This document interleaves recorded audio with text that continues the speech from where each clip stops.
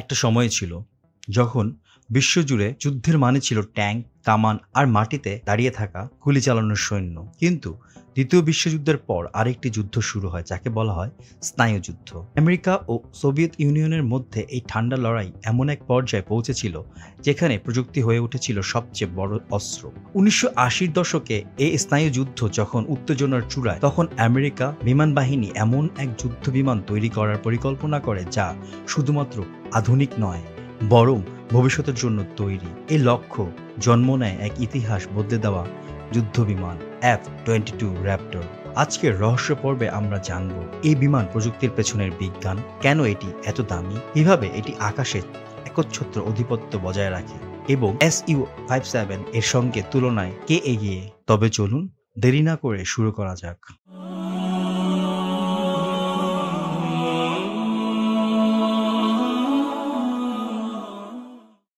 1981 সালে যুক্তরাষ্ট্র advance tactical fighter বা AFT প্রোগ্রামের ঘোষণা দেয়। উদ্দেশ্য ছিল এমন একটি ফাইটার জেট তৈরি করা যা 21 শতকের যুদ্ধে আধিপত্য বজায় রাখতে পারবে। এই প্রজেক্টের অধীনে অনেক কোম্পানি তাদের ডিজাইন উপস্থাপন করে। শেষ পর্যন্ত লড়াই জমে দুই প্রতিদ্বন্দ্বীদের মধ্যে, YF-22 Lockheed Martin plus Boeing বনাম YF-23 নর্থ্রপ গ্রুম্যান।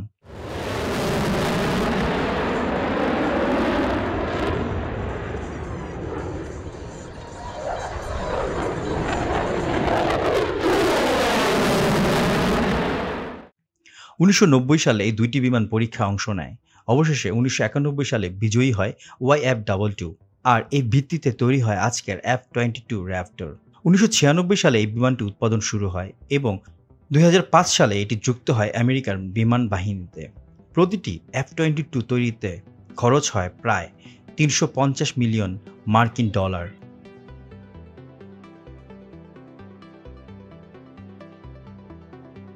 এত ব্যয়বহুল হওয়ায় পরে F-35 প্রজেক্ট চালু হয়, মোট 195টি F-22 উৎপাদনের সীমাবদ্ধ রাখা হয়।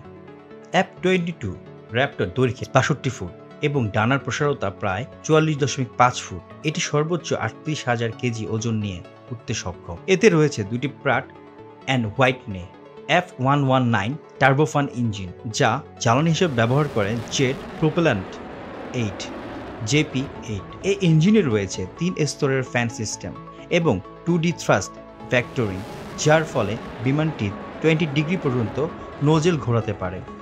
এর ফলে F-22 যে কোনো দিক থেকে আচমকা দিক পরিবর্তন করতে পারে, যা ডাক ফাইটে বিশাল সুবিধা দেয়। F-22-র অন্যতম বৈশিষ্ট্য হলো এর সুপার ক্রুজ ক্ষমতা, অর্থাৎ আফটার বার্নার ছাড়া শব্দের চেয়ে বেশি গতিতে উঠতে পারে। সাধারণ ফাইটার জেটগুলো যদি ম্যাচ 1.2 গতিতে যেতে চায় তবে আফটার বার্নার দরকার পড়ে, কিন্তু F-22 মার্চ 1.8 গতিতে আফটার বার্নার ছাড়া উঠতে পারে আর প্রয়োজন ম্যাচ 2.25 পর্যন্ত গতি তোলা যায়। F-22 আরেকটি চমকপ্রদ দিক হল স্টেলথ ক্ষমতা। এর রাডার ক্রস সেকশন মাত্র 0.0001, অর্থাৎ রাডারের এক একটি লোহার মার্বেলের মতো ছোট অবজেক্ট হিসেবে ধরা পড়ে। এটি সম্ভব হয়েছে এর রাডার অ্যাবজর্বেন্ট ম্যাটেরিয়াল প্রলেপের কারণে। শুধু তাই নয়, এটি ইনফ্রারেড শোষণ করতে সক্ষম, যার ফলে শত্রুদের ইনফ্রারেড সেন্সর অনেক সময় বিভ্রান্ত হয়ে পড়ে। F-22 এর সামনে AN/APG-77 এইজার রাডার, যা 122 ডিগ্রি কোণে স্ক্যান করতে পারে এবং 500 কিলোমিটার দূরে থাকা শত্রু বিমান শনাক্ত করতে সক্ষম। এছাড়াও রয়েছে ইলেকট্রনিক ওয়্যারফেয়ার সিস্টেম, যা শত্রুর যোগাযোগ ব্যবস্থা এবং রাডারে ব্যাঘাত ঘটাতে পারে। F-22 এর ককপিট সাজানো হয়েছে HUD হেডস আপ ডিসপ্লে এবং MFD মাল্টি ফাংশন ডিসপ্লে দিয়ে। HUD দিয়ে দেখা যায় গতি, উচ্চতা, টার্গেটিং, আর MFD-তে থাকা ম্যাপ, সেন্সর ডাটা ইত্যাদি। পাইলটের এক হাতে থাকে ট্রোল্ট, অন্য হাতে থাকে স্টিক। এই দুইয়ের সমন্বয়ে বিমান নিয়ন্ত্রণ করা হয়। F-22 পরিচালনার সময় পাইলট 9G পর্যন্ত জি ফোর্স অনুভব করেন, অর্থাৎ নিজের ওজনের 9 গুণ বল।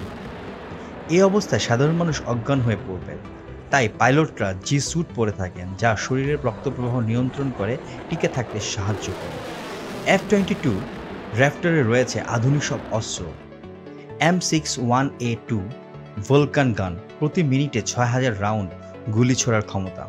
AIM-120 এবং AIM-9 air two air missile. GBU-32 GDAM bombs, ভূমিতে আক্রমণের জন্য।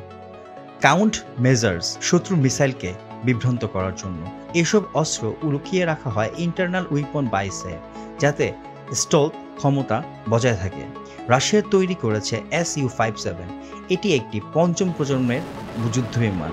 Su-57 অনেক বেশি ম্যানুভার করতে পারে এবং তার স্পন্সর বেশ উন্নত, তবে F-22 এর স্টেলথ ক্ষমতার তুলনায় বেশি পরিণত। তবে বাস্তব যুদ্ধে এই দুই বিমান এখনও মুখোমুখি হয়নি, তাই বলা কঠিন কে এগিয়ে।